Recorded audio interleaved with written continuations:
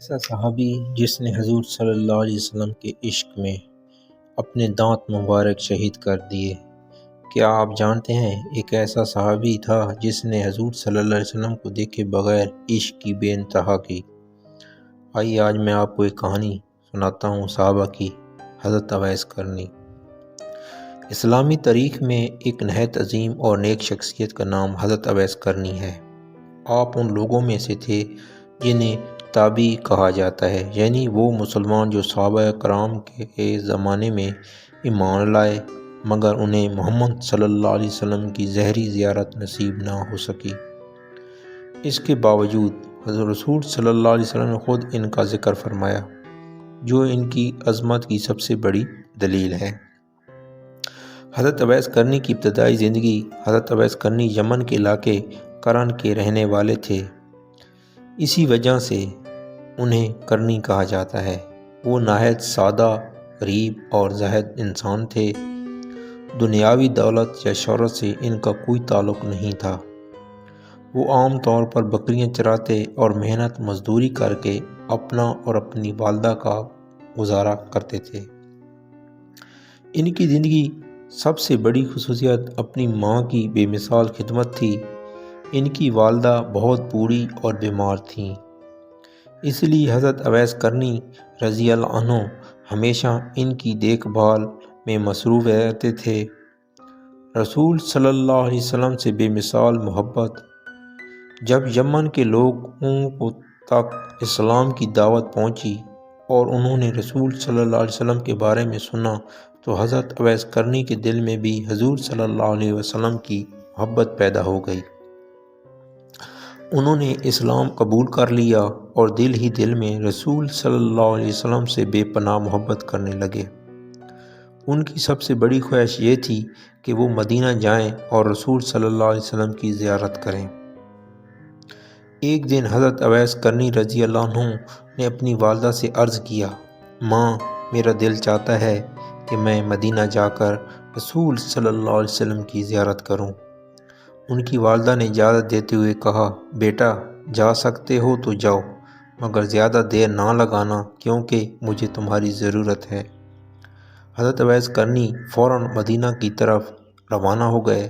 جب وہ مدینہ پہنچے تو معلوم ہوا کہ رسول صلی اللہ علیہ وسلم اس وقت گھر پر موجود نہیں تھے۔ حضرت اویس قرنی رضی اللہ عنہ کے سامنے دو راستے تھے، انتظار کریں تاکہ حضور صلی اللہ علیہ وسلم سے ملاقات ہو جائے، یا پھر ماں کی بات پر عمل کرتے فوراً واپس چلے جائیں۔ انہوں نے ماں کی اطاعت کو ترجیح دی اور حضور صلی اللہ علیہ وسلم کی زیارت کیے بغیر واپس یمن چلے گئے۔ یہ ان کی زندگی کا سب سے بڑا دکھ تھا، مگر انہوں نے ماں کی خدمت کو رسول صلی اللہ علیہ وسلم کی محبت پر ترجیح نہیں بلکہ اس کی محبت کا حصہ سمجھا۔ رسول صلی اللہ علیہ وسلم کا عظیم فرمان۔ بعد میں ایک دن رسول صلی اللہ علیہ وسلم نے اپنے صحابہ سے فرمایا، یمن سے ایک شخص آئے گا جس کا نام اویس ہوگا۔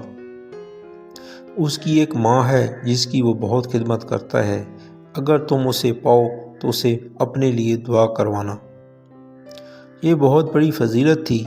نبی کریم صلی اللہ علیہ وآلہ وسلم نے خود ان کا ذکر فرمایا۔ حضرت عمر رضی اللہ عنہ اور حضرت علی رضی اللہ عنہ کی ملاقات۔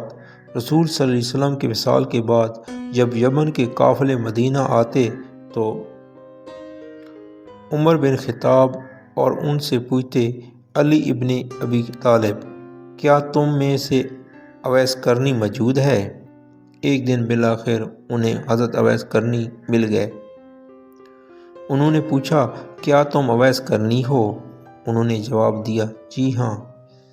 پھر حضرت عمر رضی اللہ عنہ نے فرمایا، ہم نے رسول صلی اللہ علیہ وسلم سے تمہارے بارے میں سنا ہے، ہمارے لیے دعا کرو۔ یہ سن کر حضرت اویس قرنی رضی اللہ عنہ بہت عاجزی سے رو پڑے اور ان کے لیے دعا کی۔ حضرت اویس قرنی رضی اللہ عنہ بعد میں اسلامی لشکر میں شامل ہوئے اور روایت کے مطابق وہ جنگ میں شہید ہو گئے۔ انہوں نے پوری زندگی گمنامی، عبادت اور اخلاص کے ساتھ گزاری۔ اس واقعے سے ہمیں سبق ملتا ہے، ماں باپ کی خدمت اللہ کے نزدیک بہت بڑی عبادت ہے۔ اللہ کے نزدیک اصل مقام اخلاص اور تقوی سے ملتا ہے، شہرت سے نہیں۔ سچی محبت وہ ہے جو قربانی سکھائے۔ اللہ اپنے نیک بندوں کو ذکر دنیا میں بھی بلند کر دیتا ہے اور آخرت میں بھی۔ اگر ہماری سٹوری آپ کو اچھی لگی ہے تو اس طرح کی سٹوریاں آپ کو ہمیشہ ملتی رہیں گی۔ آپ ہمارے چینل کو سبسکرائب کریں اور ہماری چینل کو سپورٹ کریں۔